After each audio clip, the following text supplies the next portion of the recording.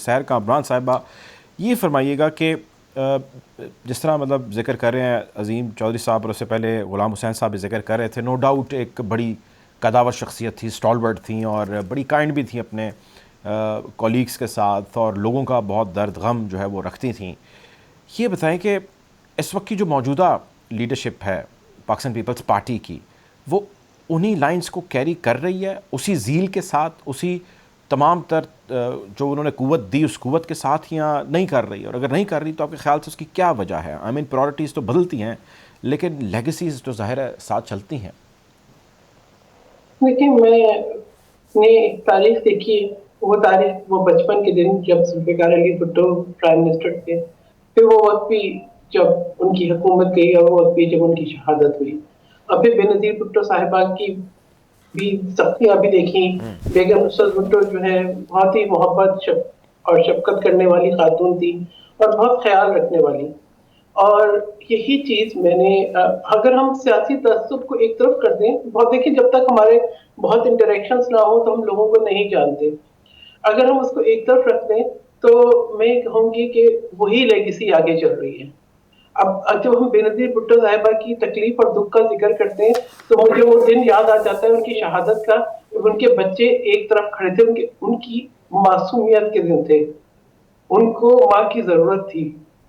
ان کو میں نے چند لمحوں میں بڑا ہوتا ہوا دیکھا ہے۔ ٹھیک ہے، ہم کراچی سے کیسے پہنچے تھے نوٹیرو،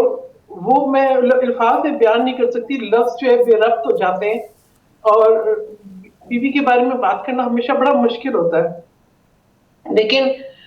اس وقت اس الاؤ کو بجھانے میں جس بردباری کا مظاہرہ سابق صدر مملکت آصف علی زرداری نے کیا، قومی یکجہتی کا پیغام دے کے، پاکستان کھپے کا پیغام دے کے، نفرتوں کو دفن کر کے، اور آگے ہاتھ بڑھا کے 2008 میں مسلم لیگ کی حکومت کو مخلوط حکومت بنانے کی دعوت دی اور ان کو اہم منسٹریز بھی دی۔ دیکھیں اس کے بعد سیاسی ضرور اختلافات ہوتے ہیں، اپنی اپنی راہیں جدا بھی ہوتی ہیں، ساتھ ملتے بھی ہیں، لیکن آپ یہ دیکھیں کہ پیپلز پارٹی نے جب بھی بات کی، صوبوں کے حقوق کی بات کی، آئین کی بحالی کی بات کی، 5 سال مکمل کیے اور ایک سموتھ ٹرانزیشن دی، اور اس کے بعد بھی جب بھی پاکستان پہ وقت آیا تو آپ یہ دیکھیں کہ چاہے وہ کشمیر کا ایشو تھا، چاہے وہ معیشت کی بات تھی یا اور کوئی وقت، پیپلز پارٹی جو ہے وہ نہ صرف باقی پارٹیز کو قائل کر کے ایوان میں لائی بلکہ خود بھی تمام تحفظات کے باوجود جو ہے وہ بیٹھی آ کے پارلیمان میں۔ اور آج آپ دیکھیں کہ بلاول بھٹو زرداری کی آواز جب آپ کو یونائیٹڈ نیشنز پہ آتی ہے تو آپ کو ذوالفقار علی بھٹو کی گونج سنائی دیتی ہے۔ یقیناً وقت لگے گا کہ وہ اپنا جو ہے وہ اس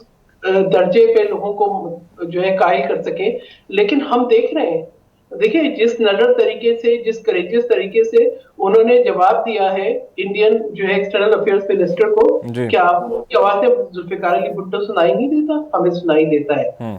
یہ سنائی دیتا ہے ہمیں جو ہے۔ میں نے پہلے بھی ذکر کیا تھا اور اب بھی ذکر کروں گی کہ ابھی میں سینیٹر نہیں تھی، سابق صدر مملکت آصف علی زرداری اس وقت صدر تھے، جی میں ان سے ملنے کے لیے آئی تو عمران خان صاحب اس دن جو ہے وہ بڑی جو ہے نازیبا الفاظ جو ہے آصف علی زرداری صاحب کے لیے کہہ رہے تھے، تو میں نے کہا کہ میں ان سے ملی تو میں نے کہا سر ہمیں بھی بات کرنی چاہیے، ہم اس کے مورل کنڈکٹ کے بارے میں بات کر سکتے ہیں۔ تو مجھے دیکھ کے بولے بیٹا we should not go below the dignity level۔ میں آپ کو اپنی اس وقت کی شرمساری کا حال نہیں بتا سکتی کہ مجھے کتنی شرمساری ہوئی ہوگی کہ میں کیا بات کر رہی ہوں، اور مجھے جو ہے وہ بالکل ٹھیک ہے۔ بات کر رہے ہیں۔ اسی طریقے سے آپ دیکھیں بلاول کو، چاہے جب کوئی بات ایسی ہوتی ہے جو پاکستان کی ہوتی ہے، جو انسانی حقوق کی ہوتی ہے، جو پاکستان کے عوام کی ہوتی ہے، وہ پاکستان کے لیے سب سے پہلے آگے بڑھاتے ہیں۔ آپ آصفہ کو دیکھیں، آپ بختاور کو دیکھیں، پریکٹیکل پالیٹکس میں نہیں ہے، لیکن جہاں کوئی ایسی بات ہوتی ہے جو فنڈامنٹل رائٹس کی بات ہو، جو اصولوں کی بات ہو، جو پرنسپل کی بات ہو، وہ آگے بڑھتی ہیں۔ ان کے دکھ کو محسوس کریں، ان کا دکھ بھی ویسا ہی ہے جیسا بے نظیر بھٹو صاحبہ کا دکھ تھا، انہوں نے بھی اپنے ماں کو ایسے ہی جاتے ہوئے دیکھا ہے۔ ٹھیک ہے، تو یہ جو بالکل ٹھیک